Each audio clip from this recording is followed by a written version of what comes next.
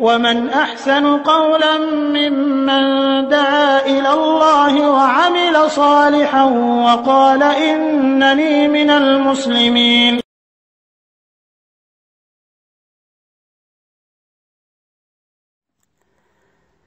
আরেকটা প্রশ্ন এসেছে সম্ভবত অ্যাডমিনের থ্রুতে যে মহিলাদের সুরেলা কণ্ঠের গজল ইত্যাদি এটা তো পুরুষদের জন্য শোনা জায়েজ নাই, তো মহিলাদের জন্য কি জায়েজ আছে কোনো পুরুষের সুরেলা কণ্ঠে গজল ইত্যাদি শোনা? হ্যাঁ, এই বিষয়টি আমরা ব্যাখ্যা করে বলবো, ব্যাখ্যা সাপেক্ষ বিষয়টি, যে যদি কোনো মহিলা সুরেলা কণ্ঠ শুনে প্রভাবিত হয় এবং বিশেষ করে কণ্ঠশিল্পীর দিকে আকৃষ্ট হয়ে পড়ে বা কণ্ঠশিল্পীকে দেখে বিরূপ প্রতিক্রিয়া পড়ে তার ভিতরে, তাহলে তার জন্য শোনা না জায়েজ। পক্ষান্তরে যদি সে ওই গজলের শব্দের প্রতি, গজলের ভাষা কি, সেখানে কি বলা হয়েছে এটার দিকে যদি শুধু খেয়াল করে থাকে, অন্য কোনো মনস্কা না হয়, অন্যদিকে যদি ধ্যান না যায়, তাহলে ইনশাআল্লাহ জায়েজ রয়েছে। কারণ পুরুষের কণ্ঠকে আওরাত বলা হয়নি, অর্থাৎ ঢেকে রাখার স্থান বলা হয়নি বা নিচু করার স্থান বলা হয়নি, কিন্তু মহিলার কণ্ঠ আওরাত কি আওরাত না, এটা গোপন করে রাখার বিষয় কি বিষয় না, ইখতিলাফ রয়েছে। তবে এটা সঠিক কথা যে যখন মহিলা নিজের কণ্ঠকে কোমল করবে না, স্বাভাবিকভাবে যখন কথা বলবে, তখন ওটা তার আওরাত বলে গণ্য হবে না। তবে কণ্ঠকে কোমল করে, নমনীয় করে, মধুর সুরে বলা মহিলাদের জন্য এটা হারাম। আল্লাহ রাব্বুল আমিন রাসূলুল্লাহ সাল্লাল্লাহু আলাইহি ওয়াসাল্লামের বিবিদের ক্ষেত্রে বলেন যে ফালা তাখদানা বিল কওলি, তাদেরকে বলেন যে তোমরা ইনিত্তাকাইতুন্না, যদি তোমরা আল্লাহকে ভয় করো, তাহলে ফালা তাখদানা বিল কওলি, তাহলে তোমরা তোমাদের কণ্ঠকে কোমল করো না।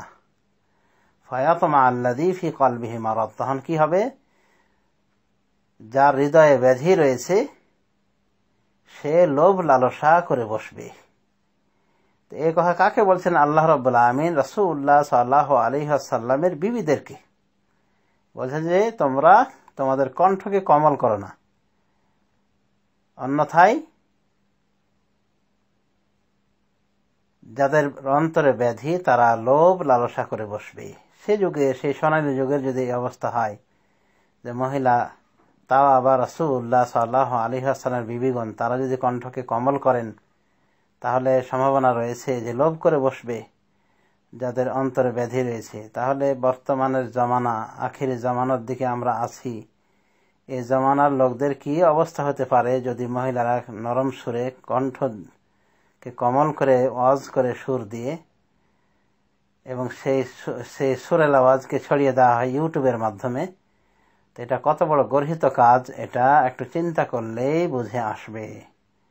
আমি তো দেখলাম একজন মহিলা কণ্ঠ দিয়ে ওয়াজ করছে খুব সুন্দর করে সুরেলা কণ্ঠে, আর পুরুষরা মাশাআল্লাহ লাইক আর শেয়ার করতে করতে হাজার হাজার পার হয়ে গেছে।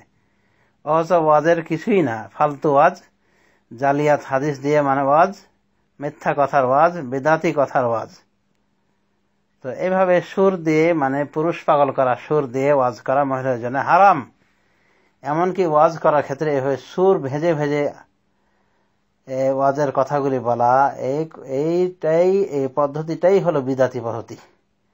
এজন্য আমরা কোন আরবিকে দেখি না যে তারা আলোচনা করার সময়, কথা বলার সময় সুর দিয়ে কথা বলেন, কাট কাট করে কথা বলেন, টান টান করে কথা বলেন, কোন প্রকার সুর সার নাই।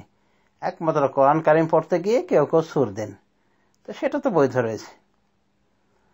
তো মহিলাদের এভাবে সুরেলা কণ্ঠে ওয়াজ করা, পুরুষ অঙ্গনে বা পুরুষদেরকে ওয়াজ শোনানো এভাবে সুরেলা কণ্ঠে ইসলামে বৈধ নয়। এটা অবৈধ, চর্চা করা হবে, অবৈধ কাজ চর্চা করা হবে। আর মহিলাদের পুরুষদের ওয়াজ শোনা বৈধ রয়েছে, তবে পুরুষদেরও এভাবে ওয়াজ করা, সুর দিয়ে দিয়ে নারী পাগল করা ওয়াজ, এগুলো তাদের জন্য হারাম। এই জন্য এগুলো তাদের জন্য বলা যেতে পারে অবৈধ। এইভাবে সুর ভেজে ভেজে ওয়াজ করা, এক একটা কথা 10-12 হাত করে টেনে টেনে বলা, এগুলো অনেকে অবৈধ বলেছেন, বিদাতের পর্যায়ে নিয়েছেন। বিদাতের পর্যায়ে যারা নিয়েছেন তারাই মনে করেন অবৈধ। তো আল্লাহ কুল্লি হাল অবৈধ না হলেও এটা মাকরুহ পর্যায়ের, মানে ঘৃণিত পন্থা, রাসূলুল্লাহ সাল্লাল্লাহু আলাইহি ওয়াসাল্লামের নিয়ম বিরুদ্ধ পন্থা, তার তরিকা বিরুদ্ধ পন্থা। তিনি জীবনও এভাবে সুর দিয়ে দিয়ে ওয়াজ করেননি। তো যা হোক, পুরুষের কণ্ঠ নারীদের শোনা না শোনা, শোনা জায়েজ না না জায়েজ, এটা নির্ভর করে নারীদের মানসিকতার উপর।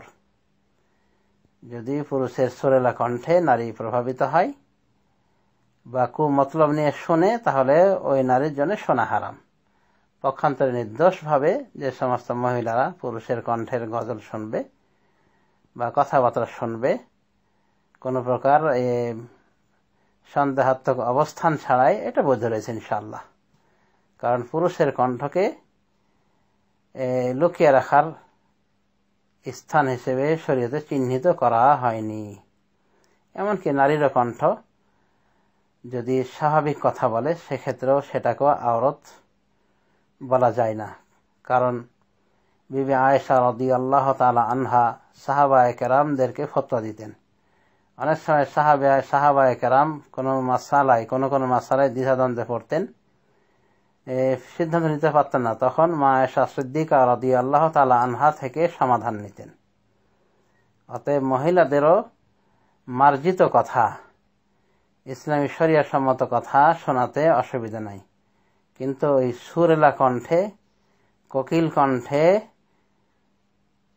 এইভাবে তাদের জন্য কথা বলা জায়েজ নয়, বিশেষ করে পুরুষ অঙ্গনে। তো আশা করি বিষয়টি বুঝতে পেরেছেন। আর আরেকটা বিষয় মনে রাখতে হবে যে এভাবে গজল বলা, যেভাবে আমাদের দেশে গজল বলা হয়ে থাকে, গজল বলতে অধিকাংশ ভেজাল, গজল যারা পাঠ করে তাদের ভিতরে ভেজাল। এভাবে গজলের নেশায় মেতে ওঠা ঠিক নয়, কারণ ইসলামটা পুরোটাই গজল না। আল্লাহ নবী সাল্লাল্লাহু আলাইহি ওয়াসাল্লাম তার সামনে কবিতা পাঠ করা হয়েছে, কবিতা গুচ্ছ পাঠ করা হয়েছে, যে কবিতাগুলি দ্বীনের পক্ষে, ইসলামের নবীর পক্ষে লেখা হতো, এবং যা লিখতেন হাসান বিন সাবেত, আব্দুল্লাহ বিন রওয়াহা, এই প্রমুখ কবি সাহাবায়ে কেরাম। তো কবিতা এবং গজলে আকাশ পাতাল তফাৎ। কবিতার ভিতরে এরকম কোনো সুর থাকে না, যেভাবে সুর সার দিয়ে বলা হয়ে থাকে গজল ইত্যাদি। তো আমাদের দেশের গজলগুলোর অধিকাংশতে গজব রয়েছে, মানে গজবের গজল, সেরেকি কথা, বিদাতি কথায় ভরপুর। তো এভাবে গজলে নেশাহারা হওয়া, মানে নেশা করার মতো মেতে ওঠা ঠিক নয়। বরং নির্দোষভাবে মাঝে মাঝে যদি কেউ কোনো গজল বলে তো বলতে পারে, কিন্তু একেবারে গজল বলার জন্য একটা শিল্পী গোষ্ঠী থাকতে হবে, আর যেখানে ওয়াজ মাহফিল সেখানে ওই শিল্পী গোষ্ঠী চলে যাবে, ওখানে মাতিয়ে তুলবে ওয়াজ মাহফিলকে। এসব পদ্ধতি রাসূলুল্লাহ সাল্লাল্লাহু আলাইহি ওয়াসাল্লামের আদর্শ থেকে বহু দূরে রয়েছে, বহু দূরে অবস্থান করতেছে। অতএব গজলটাকেও আমাদের লিমিটেড করতে হবে। আশা করি এই প্রশ্নের উত্তর ক্লিয়ার হয়েছে। ধন্যবাদ। আসসালামু আলাইকুম।